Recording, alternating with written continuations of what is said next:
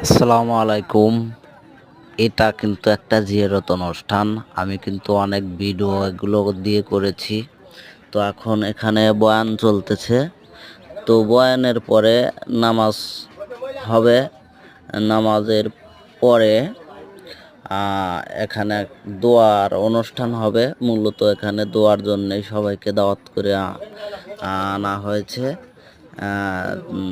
যে মানুষটা মারা গিয়েছে তার জন্যে দোয়ার অনুষ্ঠান। এইটা কিন্তু ভান্ডারখানা।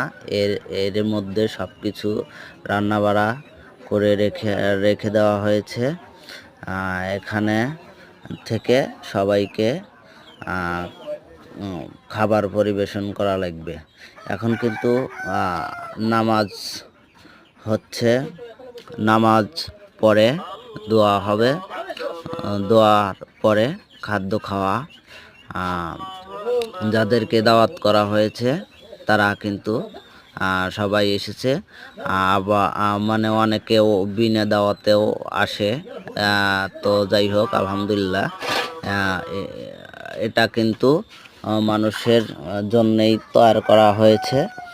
তো যারাই আসুক না কেন, আলহামদুলিল্লাহ, কারোরই কম হয় না।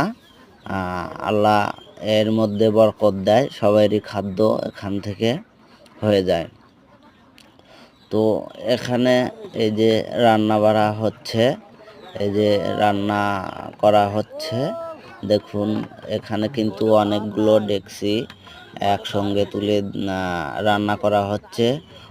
অনেক মানুষ এখানে প্রায় প্রায় 24-25টা ডেকচি আছে এখানে মাংসর।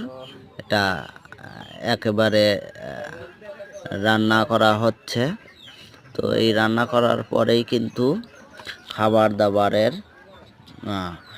মানে দোয়ার শেষে খাবার পরিবেশন করা হবে।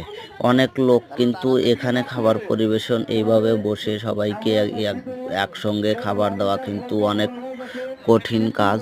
তারপরেও এগুলো করতে হয়। গ্রাম অঞ্চলে খুবই কষ্টদায়ক ব্যাপার, কারণ একসঙ্গে সবাইকে খাবার দিতে হয়। মানুষের কিন্তু ধৈর্য খুবই কম। কেউ বসে থাকতে চায় না, সবাই একসঙ্গেই খাবার খেতে চায়।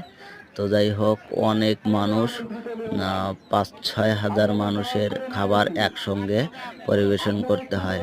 আলহামদুলিল্লাহ, আমার এই ভিডিওটা আপনাদের ভালো লাগলে লাইক সাবস্ক্রাইব করবেন। আসসালামু আলাইকুম।